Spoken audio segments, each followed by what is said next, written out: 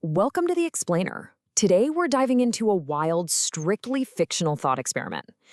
What actually happens when you imagine a face-off between a 21st century US President Donald Trump and a World War II German dictator Adolf Hitler? Now, right off the bat, let's be super clear. This isn't history, and it's definitely not a prediction. Instead, we're using this as a fascinating documentary-style lens to examine the raw, underlying mechanics of power. So, what if these two totally distinct eras actually collided? Well, by imagining this clash between the 1940s and the modern day, we're really just conducting a systematic, objective analysis. We want to see exactly how drastically global power, technology, and governance have evolved over the last 80 years. It's like a giant puzzle of historical context. Here's our roadmap for today. We've got 1. The ultimate thought experiment. 2. Two fundamentally different eras. 3. Contrasting styles of leadership. 4. The military power gap. 5. Media and global diplomacy. And finally, 6. Why this scenario matters. All right, let's jump straight into Section 1, the ultimate thought experiment, a fictional scenario. When you put Adolf Hitler and Donald Trump in the same hypothetical room, you aren't just comparing two men. No, you're literally mapping the DNA of two entirely different worlds.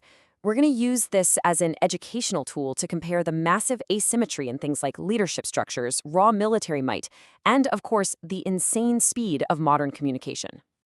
Moving right along to Section 2, two fundamentally different eras, two different worlds.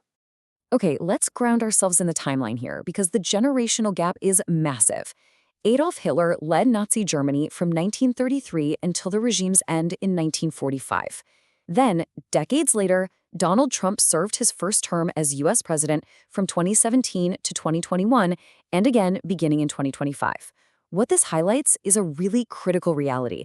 You absolutely cannot just drop a leader from the 1940s into the 2020s without acknowledging entirely different economies, technologies, and international rules. It's literally apples to oranges.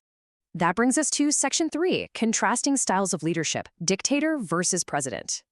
The structural contrast in how these two men governed is, well, it's absolute. On one hand, Hitler's rule was a totalitarian dictatorship. He violently eliminated political opposition, heavily censored the press, plunged the world into World War II, and orchestrated the horrors of the Holocaust. It was absolute, centralized, totally unrestrained power. Conversely, Trump's leadership operates strictly within the constitutional framework of the modern United States. And what does that mean?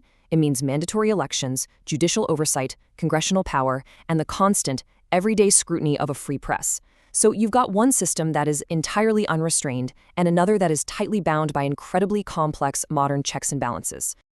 Let's shift gears and look at hard power. In Section 4, the military power gap, 1940s versus modern day. If we actually sit down and compare the military capabilities of 1940s Germany with the modern United States, the mismatch is almost unimaginable. 1940s technology relied entirely on physical supply lines and conventional, unguided weapons. But today, the modern military boasts stealth aircraft, global satellite surveillance, autonomous drones, and precision-guided munitions that can accurately strike from thousands of miles away. Modern logistics and cyber intelligence would just instantly overwhelm anything the 1940s could muster. It wouldn't even be close. Now let's look at soft power in Section 5, media and global diplomacy, the information battle. I want you to imagine this massive information collision for a second. Hitler relied heavily on state-controlled radio broadcasts, physical mass rallies, and highly filtered propaganda. Sure, his reach was vast for the time, but it literally took days to spread a rigidly controlled message. Trump's era, on the other hand, is completely defined by live television, unfiltered press conferences, and the explosive, instant reach of global social media. To put that into perspective, we're talking about the difference between reaching millions over the course of a week using state radio versus reaching billions in fractions of a second using a smartphone. And this communication shift builds directly onto the global stage. You see, a direct confrontation today would never just involve two leaders in a vacuum. It just doesn't work that way anymore. Today's world is bound by international law, global alliances, and massive institutions like the United Nations and NATO. These complex, interwoven frameworks, they simply did not exist in this form during Hitler's rise to power. It really goes to show that modern conflicts are shaped by deep international cooperation, not just lone leaders making unilateral moves. Which brings us to our final section, Section 6, Why the Scenario Matters, fiction versus fact. So let's wrap this up. Could these two leaders ever have truly faced each other? Historically speaking, no. It's an absolutely impossible scenario. They belong to completely different systems, completely different generations. But alternate history is a really incredible tool when it's rooted in factual evidence.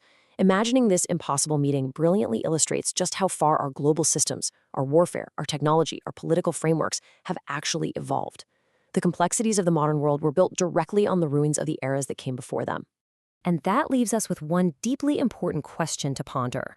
If the gap between the 1940s and today is this astronomically wide, how on earth will military technology and global politics continue to evolve in the next century? Try doing a thought experiment 80 years from now, looking back at our present day. What new technologies, communication methods, and global alliances will make our current world look just as distant? Thanks so much for joining me on this explainer, and remember to always keep questioning the history and the future around you.